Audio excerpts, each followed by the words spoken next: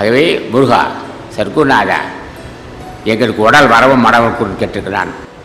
அடிப்படை இந்த சங்கம் 40 ஆண்டுகள் மக்களுக்கு சேவை செய்திருக்கிறது. இந்த சங்கம் 20 கோடி மக்கள் கடனை செஞ்சுருக்கு, தொடர்ந்து செஞ்சுட்டே இருக்குது. இதுக்கு என்ன காரணம்?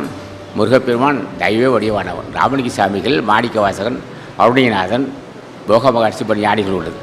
எதிர்பாருங்கள் மக்களே, என்ன காரணம்?